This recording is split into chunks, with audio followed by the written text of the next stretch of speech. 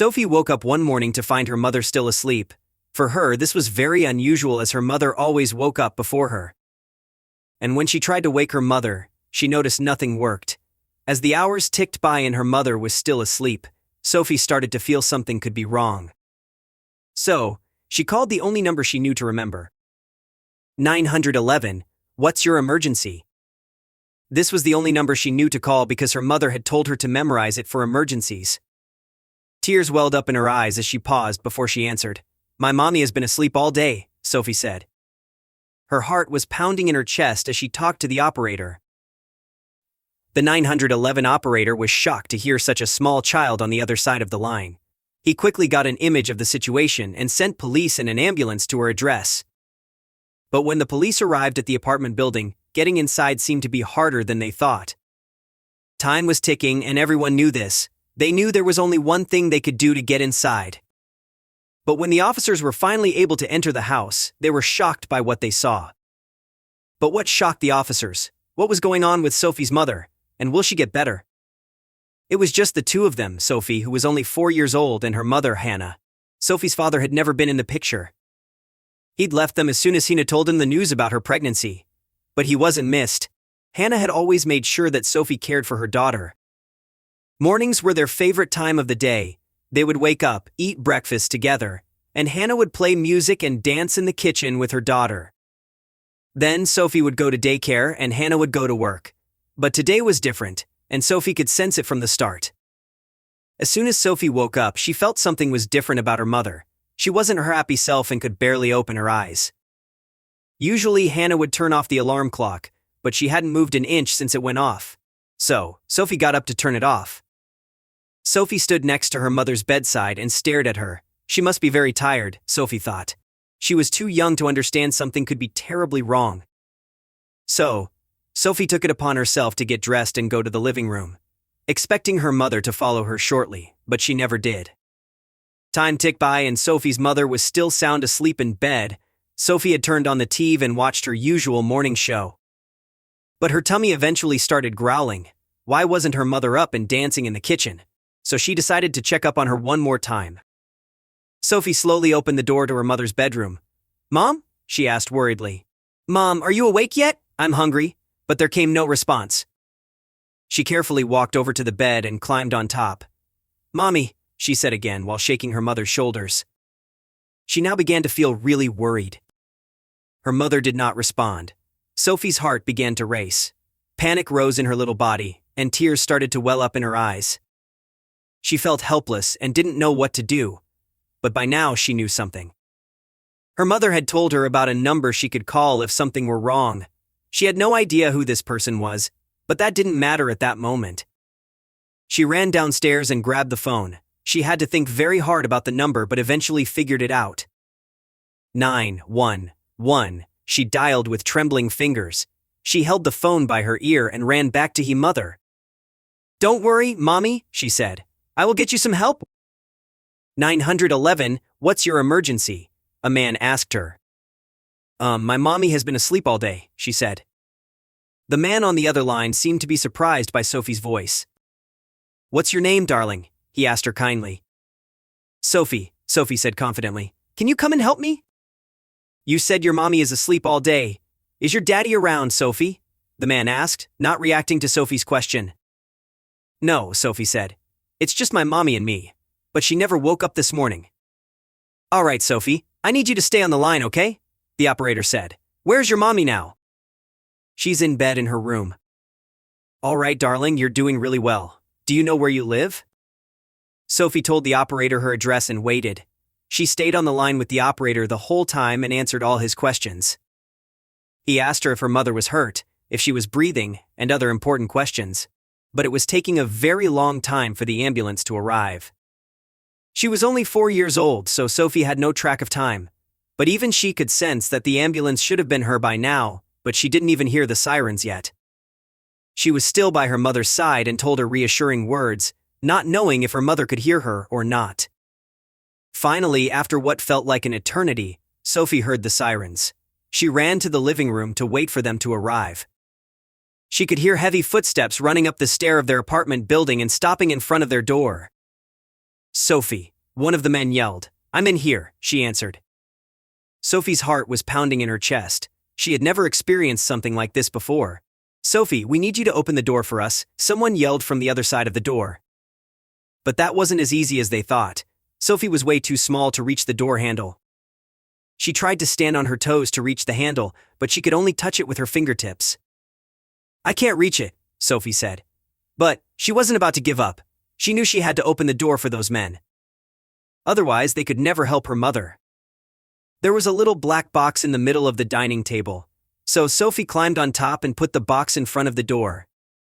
She stepped on it and tried again, but she was still too small. There had to be something she could use, she thought. And suddenly, it dawned on her. A chair. Of course, why didn't she think of that before? Sophie quickly ran back to the table and grabbed the chair. But it was way too heavy for her to lift up. She tried tugging it toward the door, but the chair got caught on a rug and slowly began to tilt. Because the chair began to tilt, Sophie tripped. She fell on the ground face first and couldn't turn around fast enough to see that the chair was slowly leaning her way. And before she knew it, the chair fell on top of her. Sophie screamed as the hard wooden chair trapped her on the ground. Luckily, she wasn't hurt, but she couldn't get up anymore. The chair was too heavy for her to get off. She tried to get on her hands and knees and push the chair up with her back, but she couldn't. Sophie, are you okay? The man asked her. They could hear the rumbling noises and Sophie screamed through the door. I'm stuck, Sophie cried. She felt devastated.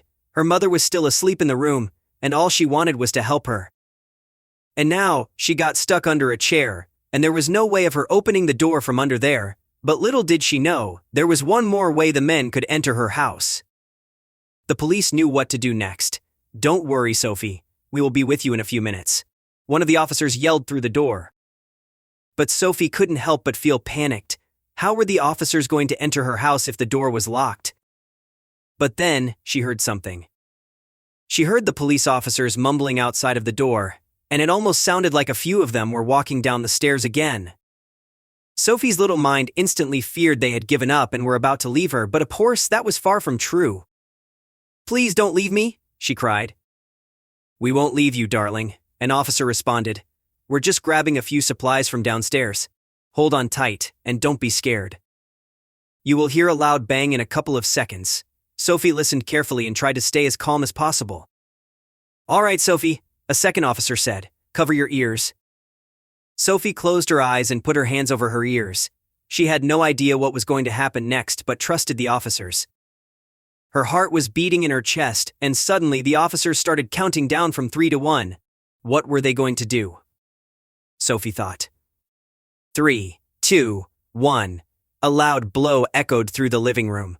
Sophie felt the floor shake a little. She was just about to lift her hands off her ears when another blow pounced through the apartment. Sophie wanted to see what they were trying to do, so she carefully opened one eye. She heard a third blow and could see the door move a little. Then, she realized they were trying to break down the door with something. A fourth blow was slammed against the door, and she could now see splitters flying off. Sophie quickly closed her eyes again and waited for it all to be over. But suddenly the blows stopped. Sophie opened her eyes and was worried to see the door was still in its place. Why did they stop? Well, breaking the door down didn't seem to work, so the police had to think of another way. Sophie could hear the police speak to each other, but it didn't sound good. She heard rumbling noises, and they were clearly trying lots of things to get inside, but it was taking way too long for Sophie. So, she decided to take matters into her own hands. She was done being trapped on the floor and wanted to help her mother. So, she carefully looked around her. Suddenly, Sophie noticed that the legs of the chair were still on the rug that it tripped over. She reached with her arm to see if she could get her fingers in between the chair and the carpet, and, to her surprise, it worked. Sophie took a deep breath because she knew the next part would be very difficult. Sophie had to muster up all her strength to push the leg away. It hadn't worked before, but she didn't want to give up. She figured the chair only had to move a small part for her to be able to crawl away, so she counted down in her head and gave the chair one big push. To Sophie's surprise, the chair began to move, and Sophie was finally able to crawl away. She cheered herself on and was so proud of herself for pushing through. She immediately ran to her mother to tell her what she had accomplished, but was painfully reminded that she was still sleeping. Then, All of a sudden, Sophie heard a loud bang. She ran to the living room to see if the police were finally able to come inside, and they were. Sophie ran into the arms of one of the officers and quickly led them to her mother. Within seconds, their apartment was filled with police officers and paramedics. But none of them seemed happy. The officers looked around them with shocked looks on their faces, and the paramedics hurried her mother onto a stretcher. Sophie didn't understand why everyone seemed to be in such a hurry to get out of this room, but she would later find out the truth. They put Sophie and her mother into an ambulance, and they drove to the nearest hospital. Sophie knew her mother would be well cared for, but she still wondered why the police were so shocked when they entered their house. She knew she made a bit of a mess, but it wasn't that bad, was it? But little did she know it wasn't about the mess at all. There was something else inside their apartment that explained everything, but Sophie was too young to understand. She had to wait for her mother to wake up, and only then would the police explain everything as well as they could. At the hospital, they hooked Sophie's mother onto various machines, which looked terrifying to Sophie. She had no idea what the machines were for. Luckily, Sophie's grandmother arrived soon after. They had contacted her about what had happened and asked her to come. Sophie was ecstatic to see a familiar face after such a hectic day. She ran to her grandmother, snuggled up in her arms, and told her everything. It didn't seem to get any better with Hanna for a while, but after a few hours, she slowly began to wake up. Hanna moved her head from side to side and slowly opened her eyes. She was very confused about what had happened, and didn't realize she was in a hospital at first. But Sophie told her proudly how brave she had been all day, and that she was the one who called 911. Shortly after Hanna woke up, police entered her room. They began to ask her what had happened, but Hanna had no idea. She went to bed feeling a bit sick, but the rest was all very blurry. The officers looked very serious and wrote everything down. But then they finally explained everything. When the officers were finally able to get inside the apartment, they immediately noticed something. There was a specific smell lingering around, but they didn't connect it to anything yet. But as soon as they entered Hanna's bedroom, they were shocked to realize the smell had worsened and probably had come from there. They immediately investigated the situation and found mold growing behind the bed, behind the closet, and in some corners of the ceiling. The mold was slowly spreading throughout the house and was probably the reason why Hanna was so sick and drowsy. The mold was toxic, and if Sophie hadn't called 911, it could have ended badly for them both. Hanna was so proud of her daughter for handling the situation so well. She felt stupid for not noticing the mold sooner. Sophie was also checked for any symptoms, but luckily for her, she was perfectly healthy. The doctors don't know why the mold only infected Hanna and not Sophie, but they were happy it didn't. As soon as Hanna started to feel better, she called the concierge of the building to explain the situation. There was no way they would go back there if there were still mold inside. The owner of the apartment building was shocked to hear something like this had happened and immediately checked the other apartments for mold as well. It turned out that there was a big mold outbreak in the building, and every apartment had to be cleaned. It was a big operation that took several weeks to be finished. Everyone in the building was shocked that this had happened and sent their good wishes to Hanna and Sophie. Sophie was forever changed after this eventful day, but in a positive way. She felt more confident in who she was and more independent as well. She was very proud that she had saved her mother. The mold never returned to their apartment, and Sophie grew up to become a paramedic herself and continued to save lives.